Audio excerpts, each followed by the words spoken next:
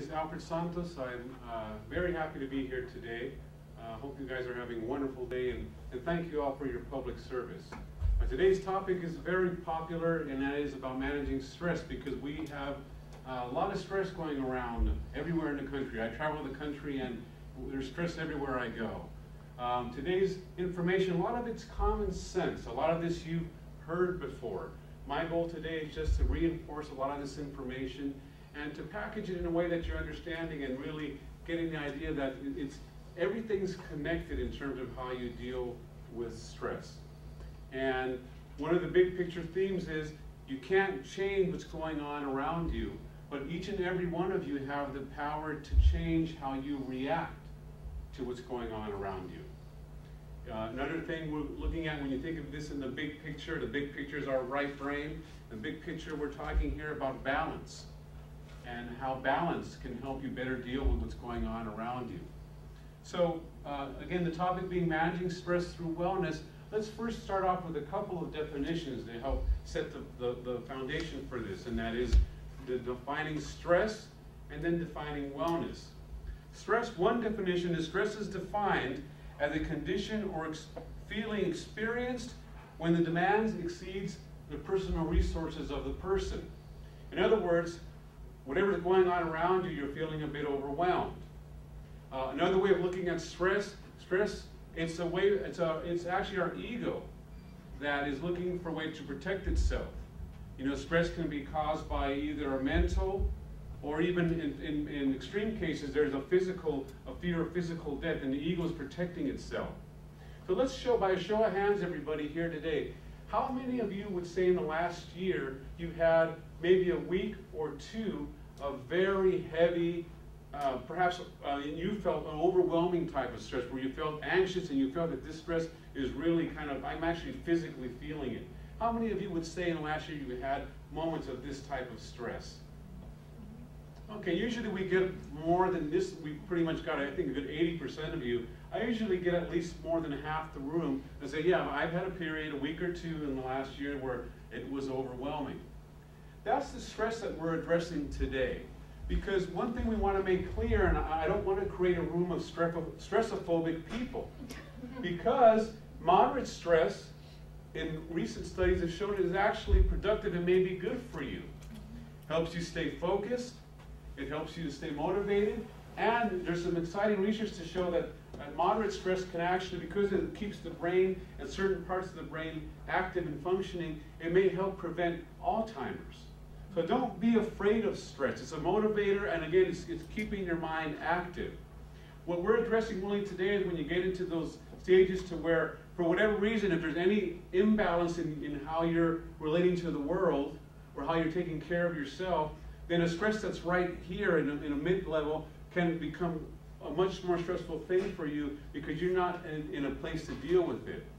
It's almost like you look at the analogy of two people working on the same project.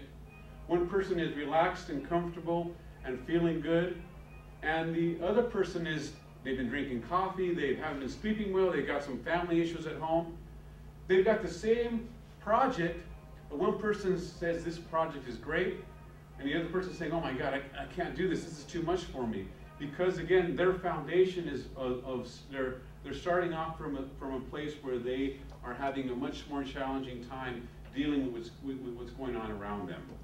And let me turn off that stressful phone over here. So when we talk about stress, there's 5 areas which I'd like to cover. And keep in mind too, this presentation is not only about managing stress. I do a weight loss presentation, which is a lot of the same information. This here is your foundation for wellness. And let's now define wellness. Wellness is an interactive process of becoming aware of and making healthy choices. Wellness is about empowering yourself. Wellness is about making sure that you do whatever you can to just take care of yourself. So many times we give it up to the doctor, or we give it up to just destiny. This is genetic for me. Well, everybody in my family, we're all nervous people, and that's the way we are. And a lot of times, there may be some truth to some genetic factors, but a lot of times you want to look in terms of, okay, I can empower myself. What can I do for myself to better deal with what's going on around me? So again, we're talking about the 5 areas: mind, nutrition, exercise, your rest, and finally your breathing. But let's look at the first topic when it comes to stress, the mental component, your mind. There's a wonderful doctor who comes out a lot on PBS. You may have seen it, and he's got a lot of great books out there by the name of Dr. Wayne Dyer. And he does a lot of great talks on healing and being healthy and wellness and looking at things through a spiritual way.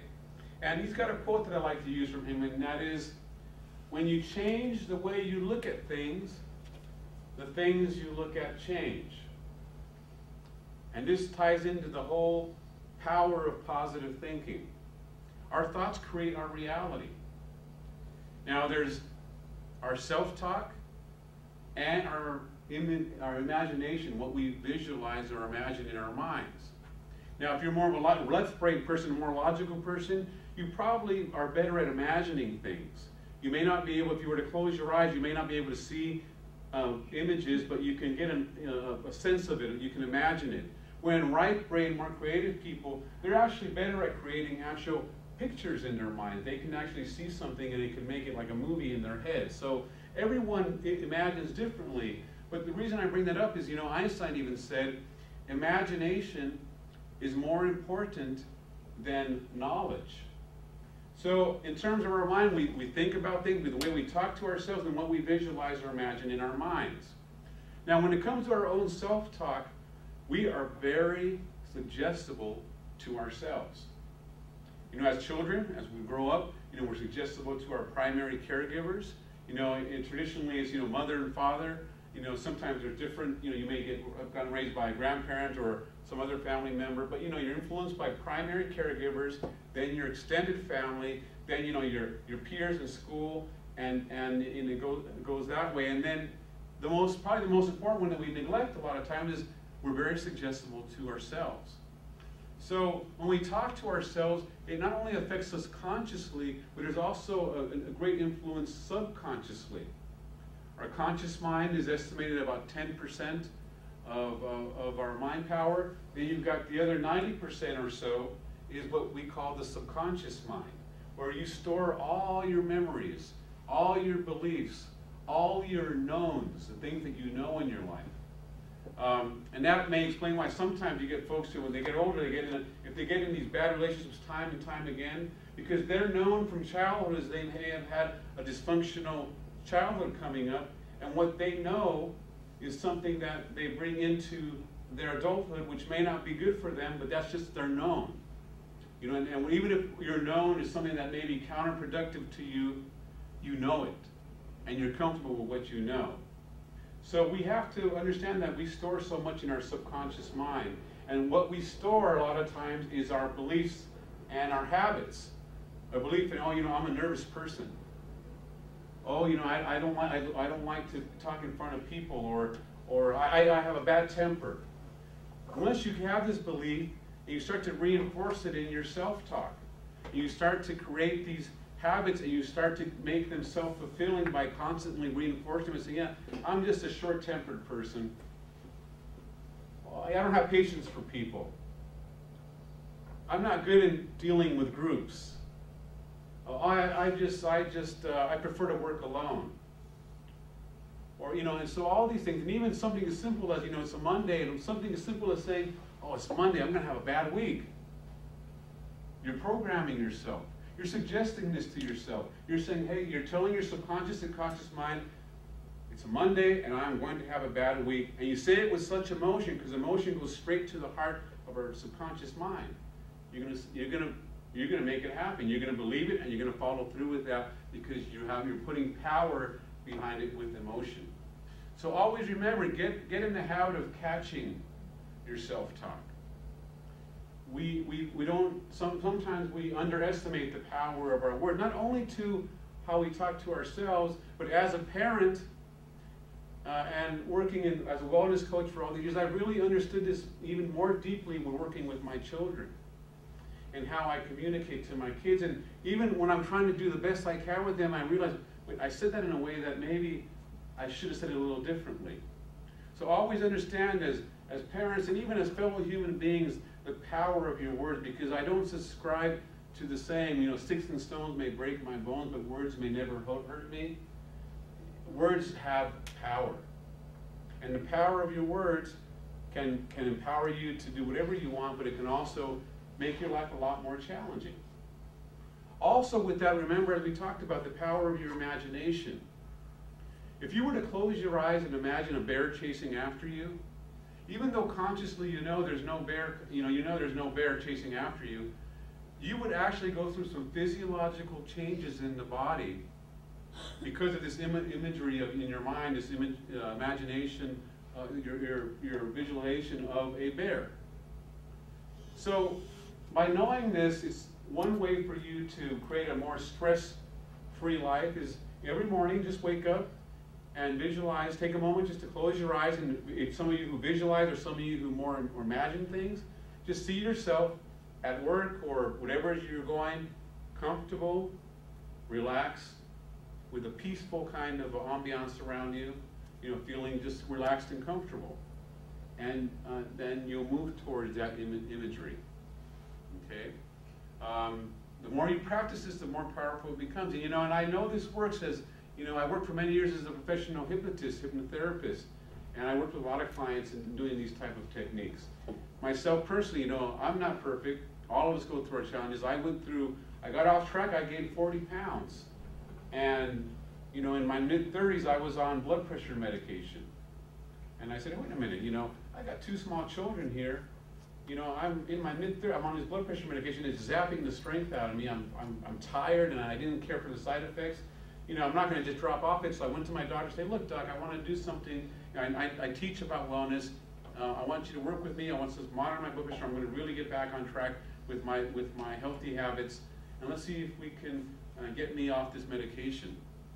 So little by little, one of the things I did with the power of imagination, every morning I visualized myself fitting into these size 32 pants that I'm wearing today. Kept them in my closet. I go, I'm going to wear those pants again. And I was up to 38 or 39, whatever I was wearing. And every morning I just visualized myself, closed my eyes, I saw myself in these pants, feeling comfortable, feeling energetic, healthy, and fit and strong. And over a time of 8 months, I dropped to 40 pounds, went in with my doctor. Every time he lowered the medication, and I'm no longer on the blood pressure medication. So this stuff works. It works, and you got to believe in yourself, and it can happen. And I love to eat. Don't get me wrong, folks. You put some food in front of me. Sterling can attest. He's seen me at the Buffalo Wild Wings. I was put on the wall at Buffalo Wild Wings for breaking a record back in the day. Got a free T-shirt. So, along with this, we can look into the power of shifting perspectives that we deal with our mind. Another habit you want to get into. A lot of times we get caught in the illusions that we create of what we think is going to happen next. Because any self-defeating thought is an illusion. So one thing you can do to step outside of the illusion is getting in the habit, especially when you find you're stressing out, take a moment and notice how you're thinking. Now, I don't want you to judge your thinking, because judgment is part of what creates a lot of our challenges when we're judging and labeling and doing this.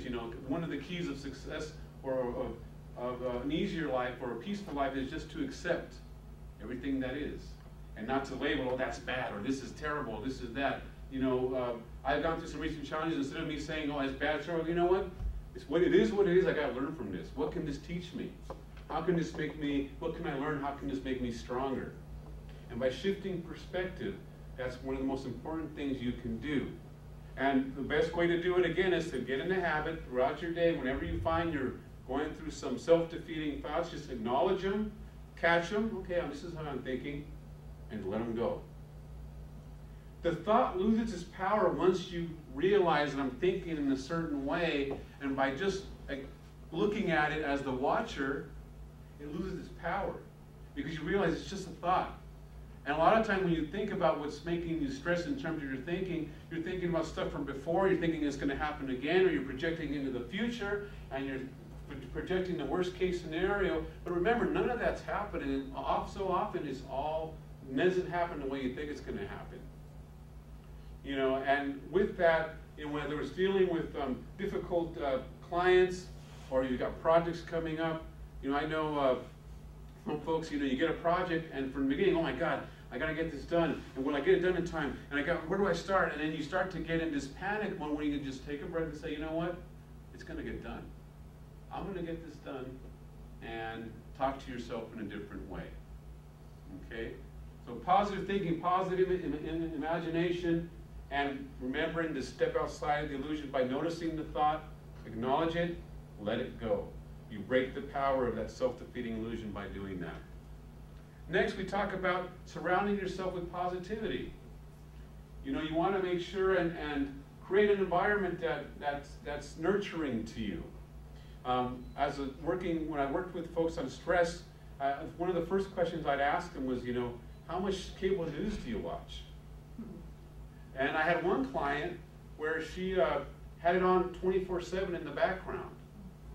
And she was really stressed out. You know, the world's going to end. It's just, you know, she was going, you know, she just basically thought it was Armageddon. Because she had 24 hours of this stuff. And, you know, unfortunately, you know, the cable news, it doesn't have the most enlightening story or light stories. I mean, it's all about, you know, death and destruction. And no, don't get me wrong. You want to stay educated. You want to stay informed. You want to learn about what's going on in the world. But you got to balance it. Read the paper, watch a little of the news on TV if you want. You want to avoid watching the cable news, especially late at night, right before bed, because our subconscious mind is much more receptive right before bed, and it goes much more deeply into our consciousness. So if you're going to read news or read the paper, if you can't do it in the morning, it's better. And you don't want to have the 24-hour, you know, CNN or Fox, whichever of those on the background blasting, because you're picking up subconsciously a lot of information that can stress you out. Okay? And before we move on from the mind, you know, another thing I like to tell folks is, you know, own your stress. So often what we do is we say, oh, my spouse stresses me out. My kids, they're stressing me out. My coworker is stressing me out. That client of mine is stressing me out. And what you're saying is that somehow this person has some magical power that they're able to, just how they're acting, go inside your brain and get you to stress out. They don't have that power. What's basically happening is that they're reacting in a certain way, and in your own belief systems and in your own way of judging it, and your ego somehow feeling that it's been insulted, then you become stressed. But you just gave that person the power to control you. So with time, practice that back, saying, hey, you know what, whatever's happening, okay, don't judge it, and just understand that you have the power not to let anybody else control you with their actions. Let them be who they are, and your reaction will be one of just peace. Turn their anger, negativity into peace by your reactions. Okay? One last story about the mind and the power of the mind. It's a story I like to tell. I believe it's Dr. Hyman's book, which I'll talk about later. He talked about, heard a story about a monk who got put into prison for a crime he did not commit in China, and he went for 10 years of hard labor. And in Chinese prison, you got a pick, and you're smashing and breaking rocks, you know, hours at a time. It's no walk in the park in this prison. And he was 10 long years in there. Finally, he was released, and he went back to the monastery, and the other monks surrounded him and said, well, you know, how was your time in there, those 10 years in prison? And he smiled. He said, well, I wish I would have had more time to help more people while I was there. And the only fear I had was that I would lose the empathy that I had for the people who accused me of something I didn't do. I feared that I would lose empathy for them.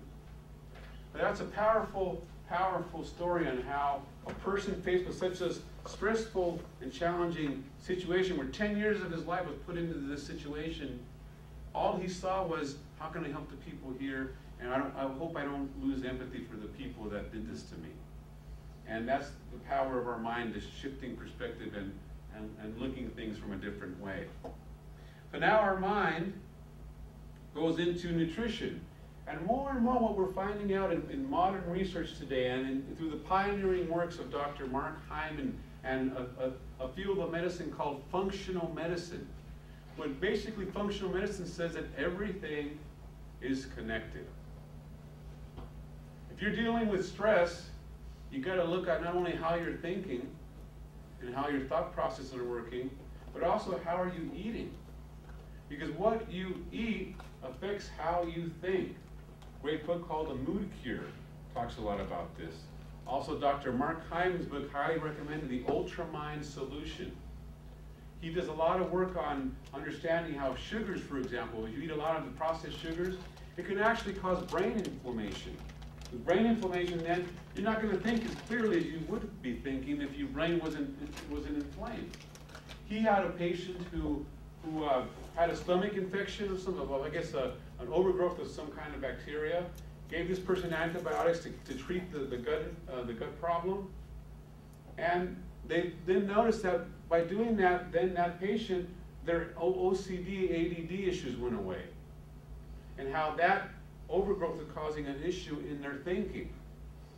So it's really important to understand that the foods that you eat not only fuel your body, but it also fuels the way your mind works. And the key to food is balance. And again, this is common sense, folks, you know this. And the key to balance is the balancing of your carbs, your proteins, and your good fats. And everybody's different. Some people thrive on a bit more like, you talk about, I don't remember Swerling talking about, some of the Eskimos, because of the colder temperature, they've got to eat a higher fat diet. They're eating a lot of a high fat diet. So everybody's different, and the key is you got to figure out what works best for you, because there's so many diet plans out there. There's the Atkins and South Beach diet, and then there's the vegan diets, and all these different ways of eating. So figure out what works for you. But what all the diets have in common is you want a more plant-based diet. Plant-based diet is great because it's a low glycemic carbohydrate. And when we talk about carbohydrates, they're important in terms of your mood, because when you're eating high processed carbs, or white carbs, the white rice, the white potatoes, you're eating white bread, or pastries and cookies and all of these type of things. These are higher glycemic carbs that turn to sugar very quickly in the bloodstream. Your pancreas goes on alert and always overcompensates, takes out the sugar. 2 hours later, you get a sugar drop, and you'll find yourself irritable. And if you're irritable, what happens? You become stressed. So you want to make sure and eat some of the better carbs, which are vegetables. Most fruits. Some fruits like watermelon or banana, they're higher in sugar. Certainly they've got some benefits, especially banana for potassium. So again, you figure out what works for you, but you want to make sure that you're balancing more vegetables, your plant-based diet, your fruits. Nuts and seeds are great for omega-3. Omegas are important when it comes to brain function, because our brains are 60% fat. And we need those essential fatty acids for brain function. So one thing people don't realize, that if you don't get enough of the omega-3 in your diet, then you have a harder time assimilating the B vitamins. And many of you have probably heard that B vitamins, they're some of them times you'll see them in the package, like stress vitamins, and they're B vitamins. The B vitamins are especially helpful for helping a person deal with stress. But you could be taking your B vitamins, but if you don't have enough of the omega-3, you may not absorb them as good as you would. So again, with this, everything is connected. Okay. As far as protein's a building nutrient. Protein doesn't cause the highs and lows of the sugar drop, and you can get protein through animal sources, and for you vegans or vegetarians, there's excellent ways of getting protein through anything from hemp to beans, even through plants will give you protein as well. So there's ways of making sure that you can get all your nutrients no matter what kind of diet you do. But the key is, if it grows, if it comes from the earth, that's what you want to eat. When they package it, when it's got preservatives, when it's in these boxes, high fructose corn syrup, all these things you want to avoid. The more natural, the better is the key. And then always, of course, when it comes to nutrition, you want to stay away from overdoing the, especially if you find you're anxious and stressed a lot, take a look at your caffeine consumption, your alcohol consumption. You know, caffeine, you know, of course, many of us, a cup of coffee in the morning, maybe even 2 is fine.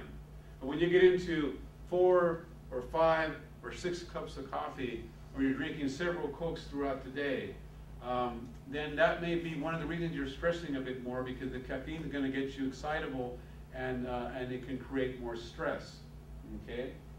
So always remember, mind, nutrition connected, eat the right foods in the right amounts, and you'll certainly feel better. You'll have more energy, you'll be less stressed. Exercise. Again, folks, a lot of this is common sense.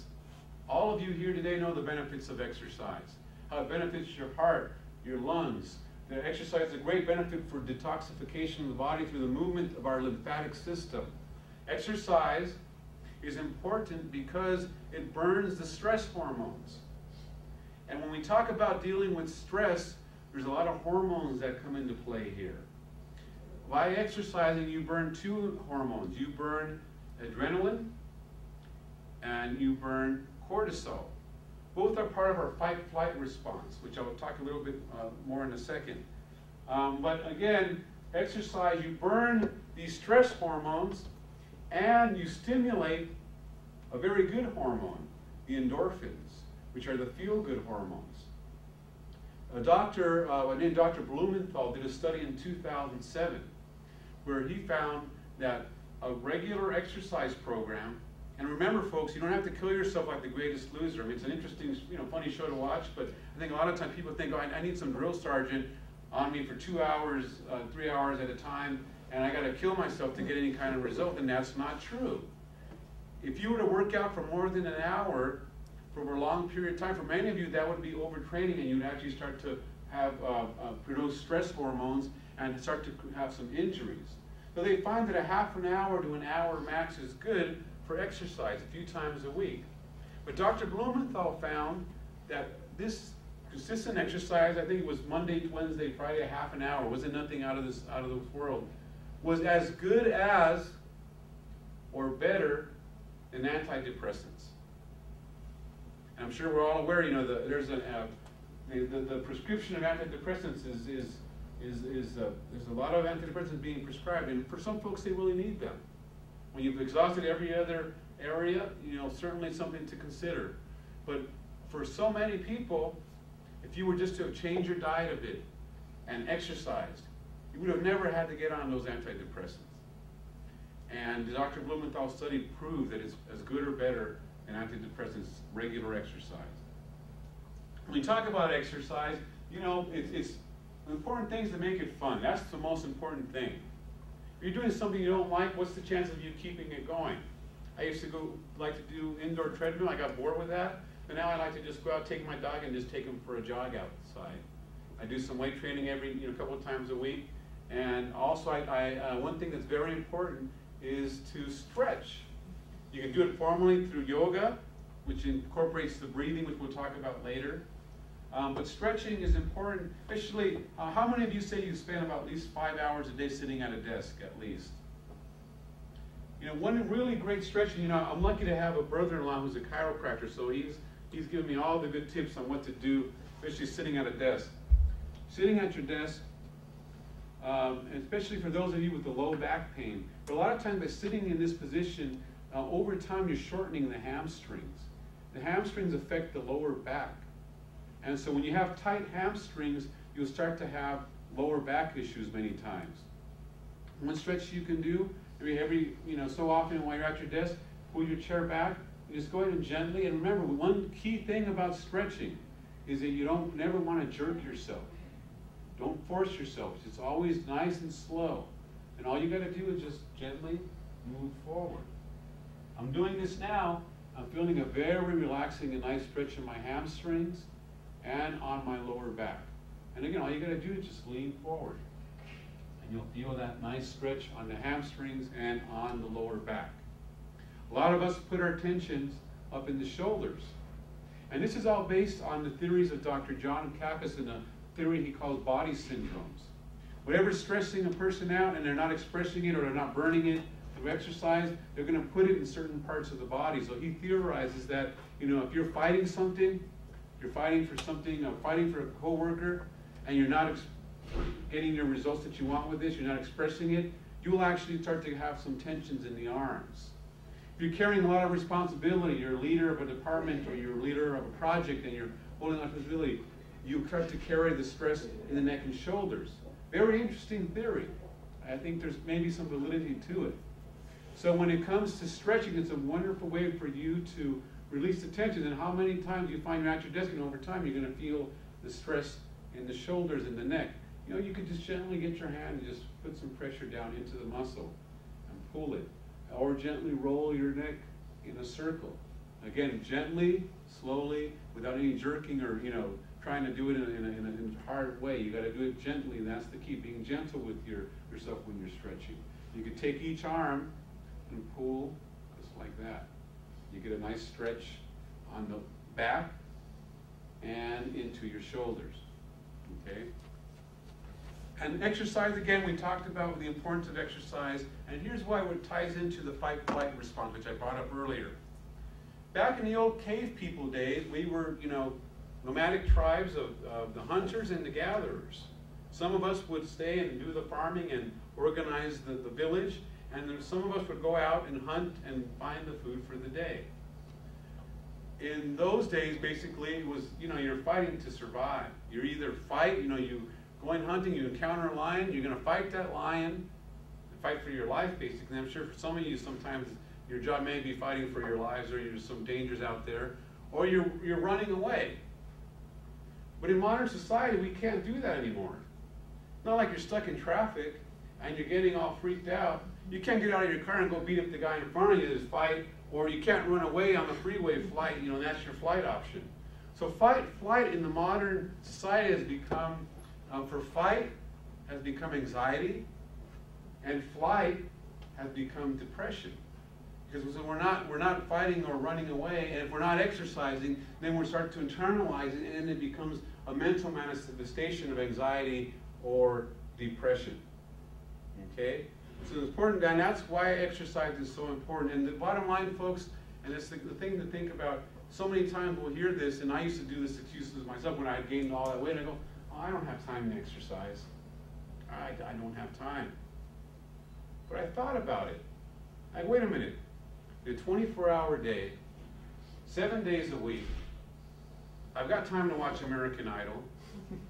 I've got time to watch my football games. I've got time to watch, you know, all these things on TV. But I'm saying that I don't have a half an hour 3 times a week to exercise. So the reality, when I was honest with myself, I go, you know, it's not that I don't have time to exercise, it's I don't want to. And until I really accepted that and said, okay, so what can I do that I'm going to want to do and make it a habit? And remember, habits usually take 21 times. For every reason, 21 is an important number in creating a habit. 21. Okay. So, next part, everybody, very important, rest and relaxation. How many of you here today think you get at least 6 to 8 hours of good quality sleep? By a show of hands. Okay, about less than half. And this is an important thing to look at, because sleep is so important. When we talked about earlier about the hormones that, you know, we have the stress hormones and we have the good, feel-good endorphins, we have the two stress ones again with cortisol, adrenaline. All these hormones tend to regulate, and they go through their processes in our deep REM sleep. So if you're not sleeping well, if you're tossing and turning and you're not sleeping very, very light, or you're not getting enough sleep, this can cause hormonal imbalances. By not sleeping well, you actually produce more cortisol, which we talked about earlier. It's a stress hormone. Some of you may have heard that by having excess cortisol, that will prevent or make it much more difficult to lose weight. And that's what cortisol, it's, again, if someone's got excess cortisol, they have a tougher time losing weight. Okay? So when it comes to sleep, we really have to remember that how important it is to get a good night's sleep. You know, and people say, well, Alfred, you know, the problem is I want to, but I can't. You know, my mind is going, it's going, it's going, it's going. Well, we'll talk about some things that you can do before bed to help getting in the habit of getting a nice peaceful sleep. And I finally, after years myself, again, I can relate to this because I had many years when I was sleeping terribly. One of the things that I've learned and what really helps is you want to make sure in your home to dim the lights at least 2 hours before bed. This is based on our natural human cycles. Anyway, to go back to our old cave people day, you had the sun and you had the darkness. And when it got dark, you'd hide in your cave, you'd pray that nothing would come and get you, and you'd wait for the sun to come out the next morning. A lot of the ancient old religions of the world were based on worship of the sun, because the sun for them was survival. So what we've done now with modern society is that it's 11 o'clock at night, but you've got your lights on in the house, you've got your computer, your TV blaring, and all of these lights, what they do is they trick the pineal gland. You've got this gland in the center of your brain, real small little gland, the size of an almond. And the pineal gland is what some call the third eye. It actually has a retina, and it's inside, so when you, through your eyes, get in the light, it gets to the pineal gland, and this then, the pineal gland says, wait a minute, well, it's still sunlight, it's still daytime. I'm not releasing no melatonin.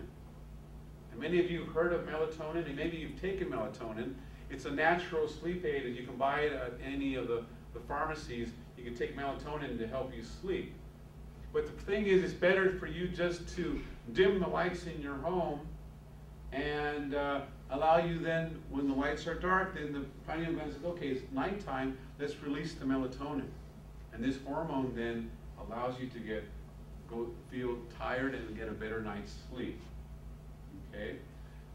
There's a program that I've added to my computer called Flux, F-L-U-X. And Flux, what it does, it actually, it's really neat. I have it on my Mac. It gently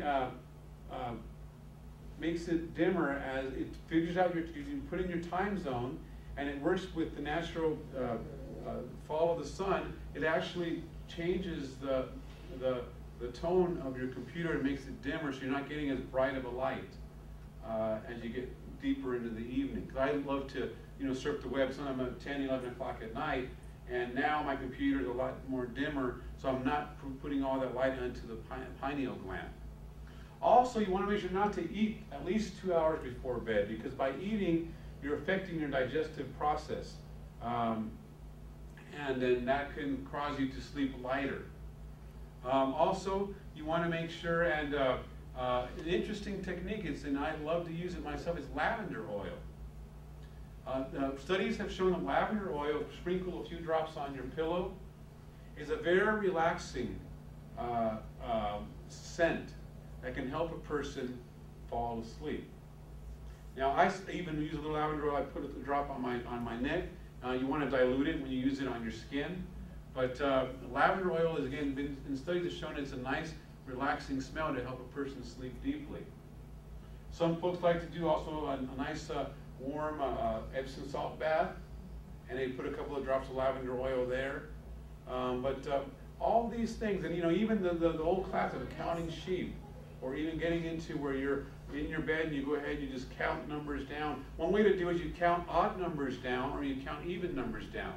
Then you start counting down from 100 down to 98, 96, 95, count all the way down, and then go back up and go odd, and just back and forth, and that'll knock you out over 5 minutes if you do it. Just play with odds and evens and try to make what you're thinking, and that'll allow you to go into a sleep much more easily.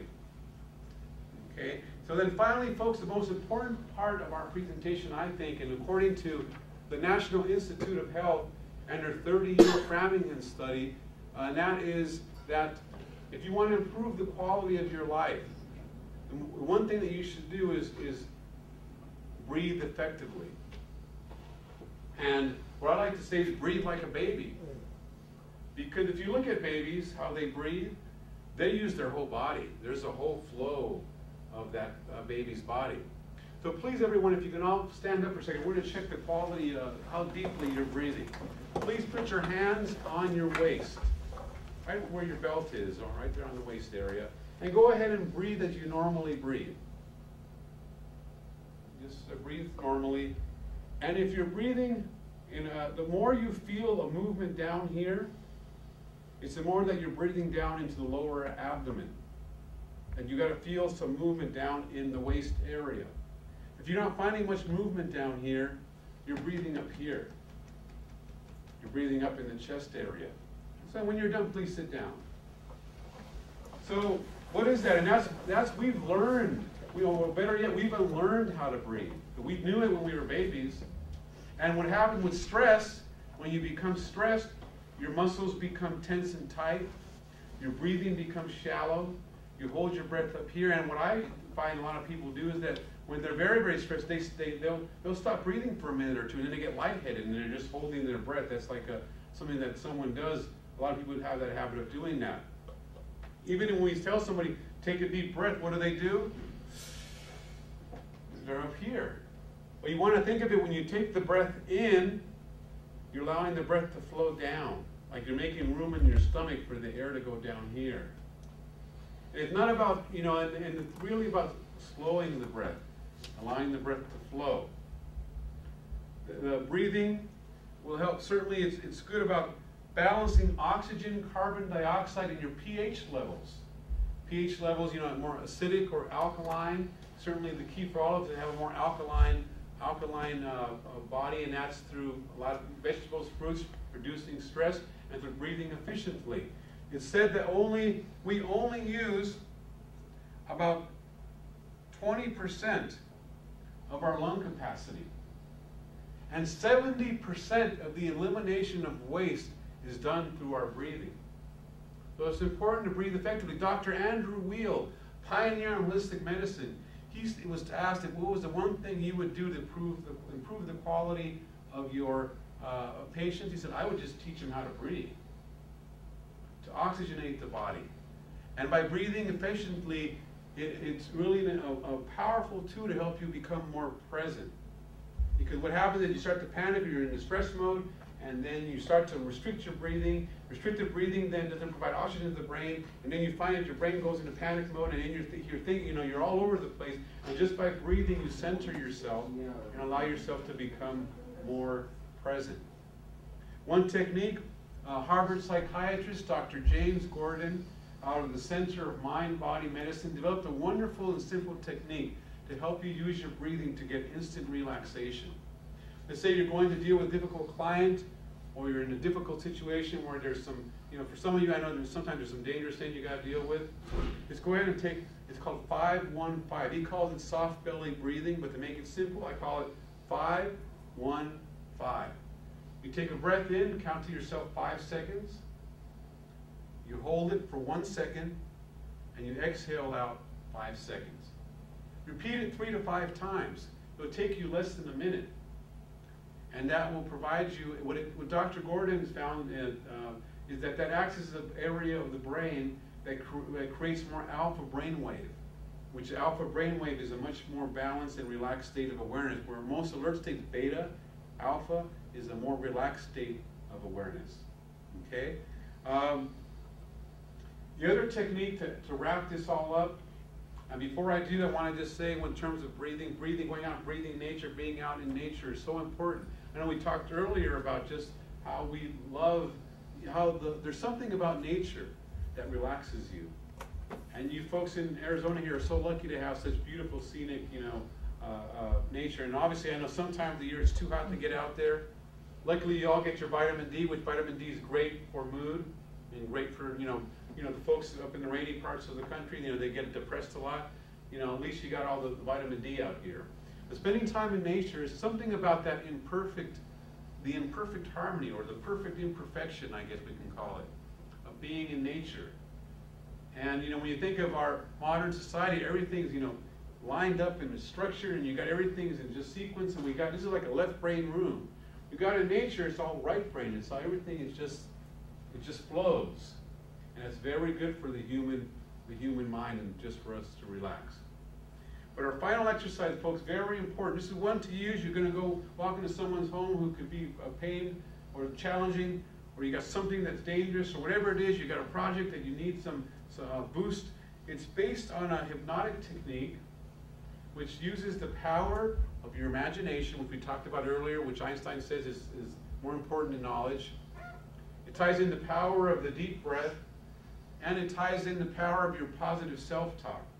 I have one myself. It's my trigger word. Right before I present, believe it or not, I've had the biggest fear of public speaking, like a lot of us do. I learned to conquer it through this technique, and what I do is right before, I take a deep breath. I say to myself, peace, balance, and harmony in my mind. And as I do this, I close my eyes and I visualize the beach. You know, being from California, I love the beach. And the more I practice this, the more powerful. So over several years, it's become a very powerful tool for me because it works on two psychological principles. The psychological law of association. I'm associating a relaxing breath with words that I like and with visuals that I like. And it also works with the law of repetition. The more I do it, the more powerful it becomes. So all of you, when you get a chance later today, you know, start thinking of a word or a series of words. You know, for some of you, it might be the name of your spouse or your kids or your pet or your peace or God or you know, in my case, I use peace, balance, and harmony. It could be 3 words. It could be 1 word. It could be Spanish, Chinese, Lithuanian, whatever language that you want to use. You then think of a place that's relaxing for you. Like I love the beach. If someone nearly drowned, they may not want to think of the beach. You know, so whatever works for you. If you love the forest, or if you had a wedding, time at a wedding, or a family reunion, or some time in your life where it was a very happy time, you could visualize that, and then take the deep breath. So again, it's laid out here on our sheet. Take that deep breath, repeat your word quietly to yourself, and you visualize or imagine this relaxing place or time of your life. And the more you practice this technique, I promise you, it will become a much more powerful tool for you to use in any aspect of your life. I had to present to 500 Teamsters in Palm Springs, California. And the Teamsters are a tough crowd. Luckily, they liked me, and I was able to do a good job. But before I went up, there was 500 of them staring at me, and I was the guy right before lunch. So what had happened was, right, everybody, time for lunch. Oh, wait a minute, we got one more guy to come and talk. And these guys, and they're all, I don't think anybody there was less than 250 pounds of, you know, big, giant guys. And I go, oh my God, I'm keeping them from their lunch. But I got up there, I said my thing to myself, peace, balance, harmony, able to get it done, made them laugh, and it worked well. You all have that power. And please remember that no matter what happens in your life, you have the power to deal with it. Always know that you have unlimited power. Just believe in yourself and know that you have the power to take care of yourself.